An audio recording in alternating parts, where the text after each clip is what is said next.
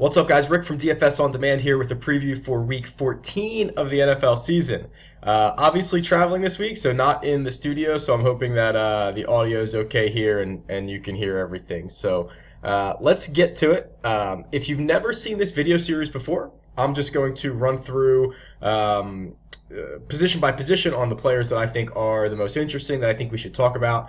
I'm always happy to hear from you guys, and these are all tools that I've built that are available on dfsondemand.com.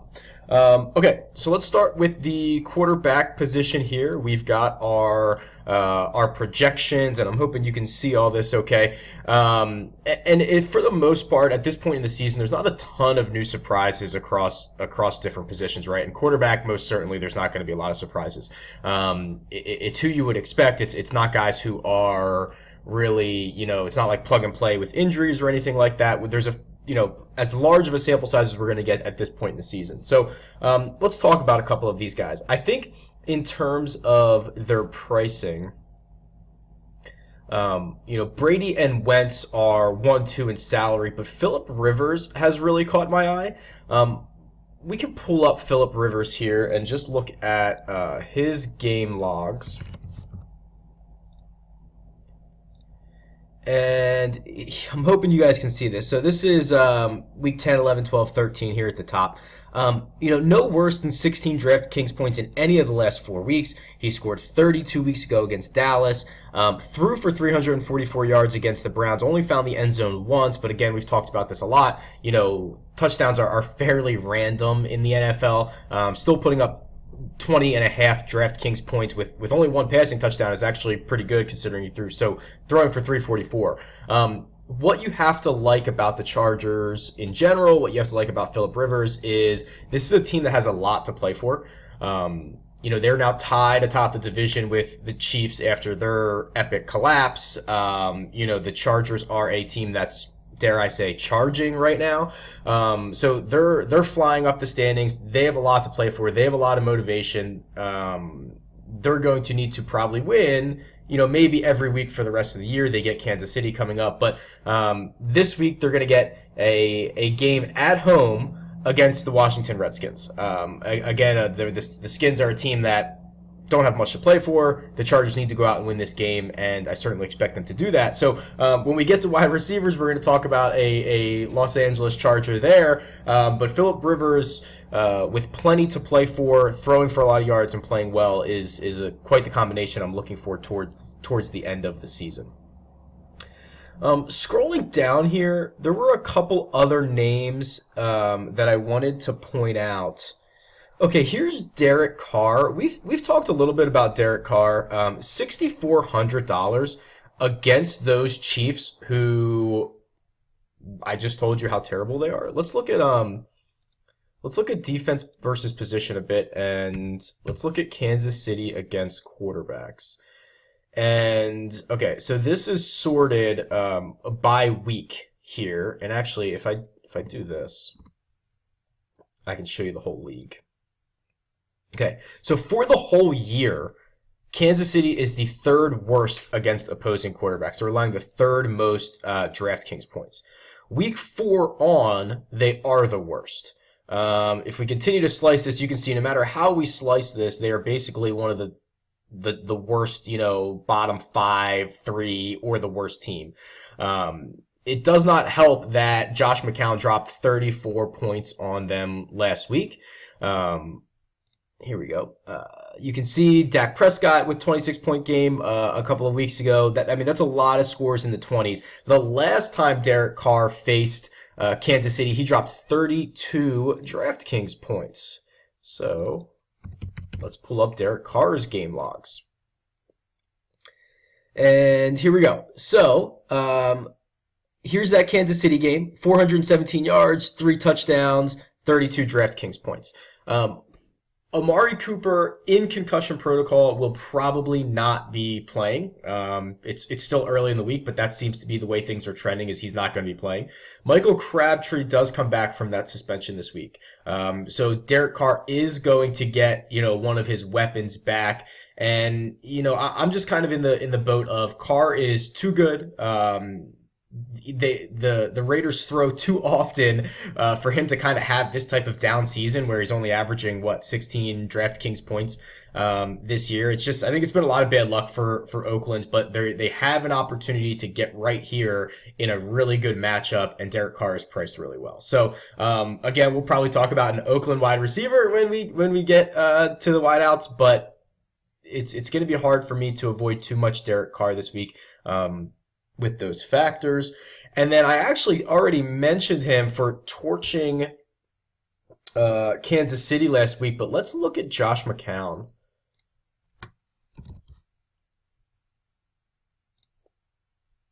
Okay, so here he is. So the last 2 weeks obviously jump off the screen, right? So he scored 26 in week 12, 34 in week 13, which was last week. And now this week, he is going to get a Denver defense. So this is really the one thing that's concerning. And before we talk about Denver, I'll just show you the McCown game logs. Okay, so you can see here, no worse than what? Basically, he's basically a lock to score you like 15, 16 DraftKings points with some much more significant upside. For a guy who's only, I think he's $6,000? Yeah, $6,000.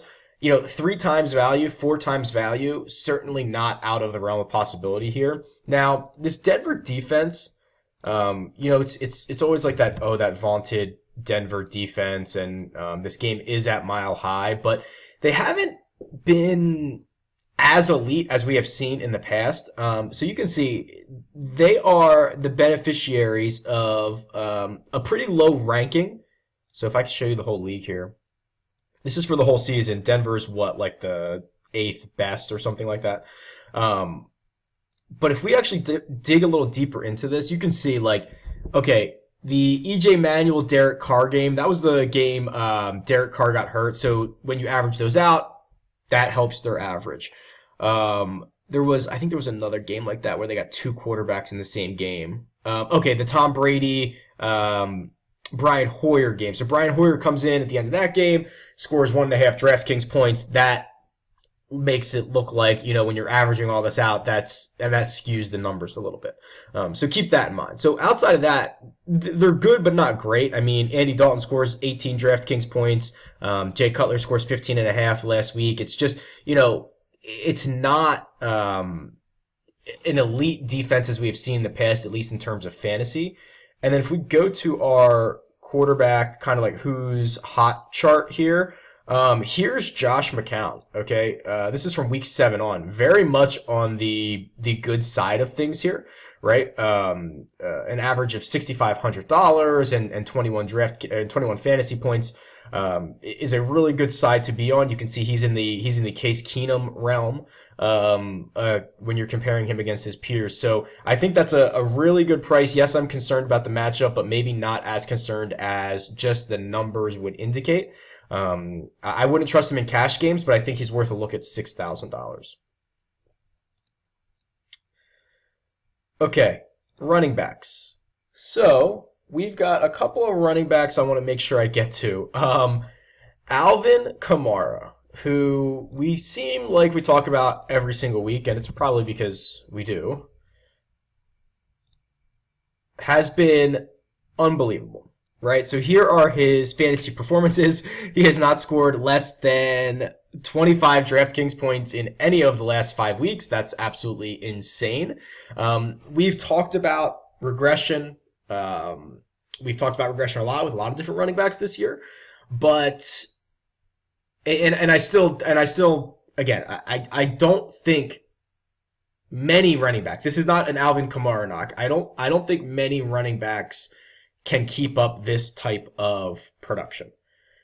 With that being said, Kamara is really, really good, really explosive. He does a lot of things that there was a video of him. He was he got hit at the 1 yard. He got hit at the 1 yard line.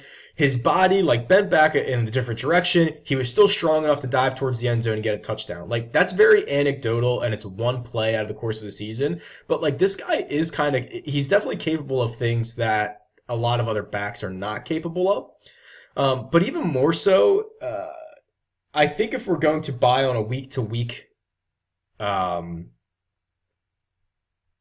sorry, I'm just reading in my notes here. If we're going to buy on a week-to-week basis, I certainly think this is a week to buy. So that Atlanta game has a 53.5 point over/under in Vegas, which was by far the highest when I checked these. So again, still early in the week. But let's look at Atlanta against running backs, because I want to point something out here, because the questions I always get are, okay, Mark Ingram and Alvin Kamara, they're both playing well, they're both high salaried. How do I choose between the two? Well, this is sorry, I'm freaking out here. This is the best fantasy performances by running backs against the Atlanta Falcons this year. And if you start reading through these names, you start to see some similar trends. Ty Montgomery is the type of guy who, when he's in the offense, he does it all right. He can catch. He's a wide receiver playing running back. But Tarek Cohen, Christian McCaffrey, James White, Jerick McKinnon, those are the best fantasy performances against the Falcons. And what do they all have in common is that they are essentially pass-catching running backs, right? These are guys that are used to line up, whether it's in the slot or catch screens. They're just a part of the receiving offense more so than the rushing offense for their respective teams. That's Alvin Kamara, right? Like, he's going to get touches, but he is an absolute animal catching passes. So when you're looking at this and you're seeing, okay, this might actually be a trend that Atlanta has trouble stopping these guys. They can't match up with these types of running backs. And in terms of fantasy points, it kind of bears out. So I do believe that Alvin Kamara's salary just skyrocketing. He's now the second most expensive running back on the slate. If we're going to buy on a week-to-week basis, this seems to be the week to buy. So Alvin Kamara, welcome to my lineups. Couple other notes here, and these are more injury related. So we have Alex Collins from Baltimore. Now, he is dealing with migraines right now. So be aware of if he is actually going to play or not. Check the injury reports.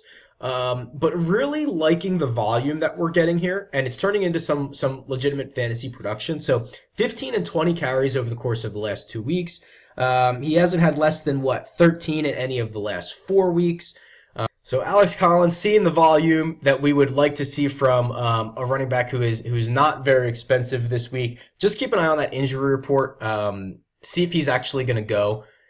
It might open up some opportunities for Danny Woodhead. I'll keep an eye on that, and I'll tweet some stuff out. So if you want to follow me, it's at DFS On Demand about what the Baltimore running back situation is.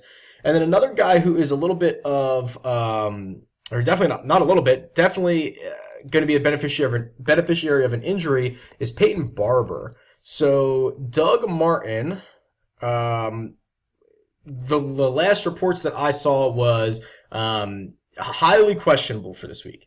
If he does not suit up, it's going to be the Peyton Barber show. Peyton Barber spelling Doug Martin last week in Green Bay, 23 rushes, 102 yards. Green Bay has been absolutely shredded by running backs this year, and so has Detroit, who Peyton Barber will be facing. Detroit has allowed the most fantasy points to opposing running backs this year, along with San Francisco. So here you're going to get a guy, assuming Doug Martin does not play, Peyton Barber is only, let me see if I can grab his salary. Yeah, $4,500. Gets a Detroit defense that has been shredded by every single running back in the league, and could very easily see 20 carries like he did last week. So if you're looking for value, there's your guy. And I think that's it for running backs. For wide receivers, so I kind of mentioned them already, but I want to just show you some visuals here. Keenan Allen. Okay, we talked about Phillip Rivers. We talked about the Chargers, who are playing excellent football right now. Let's look at Keenan Allen. Let's just go to, we can go back a little further. From week 9 on, here are your average fantasy points per wide receiver. It's Antonio Brown, and then it's Keenan Allen, right? Like, nobody's been better than those two. I can show you visually here. The last 3 games from Keenan Allen have been historic. He's averaging...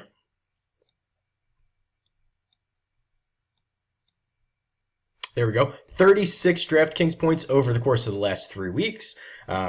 He's a target monster. So we talked about Phillip Rivers. We talked about how much I like him. So obviously we're going to like Keenan Allen this week. Michael Crabtree was the other guy. So I mentioned, if it's kind of these situations, right, where if you are high on a quarterback, you're trying to find the pass catcher to stack him with, to pair him up with. And, no Amari Cooper. Michael Crabtree sits out a week. You assume he is going to be like the only target for Derek Carr in a game that Kansas City has not stopped any quarterback, right? So I'm buying on Michael Crabtree. I think he's $6,700 on DraftKings this week. But I do just want to kind of go back to this chart. And this is that week 9 on. And like, do some of these names jump out at you, right? Like this isn't, I'm not even looking over here at the trend chart. This is literally average fantasy points. So Antonio Brown, Keenan Allen, like no shock.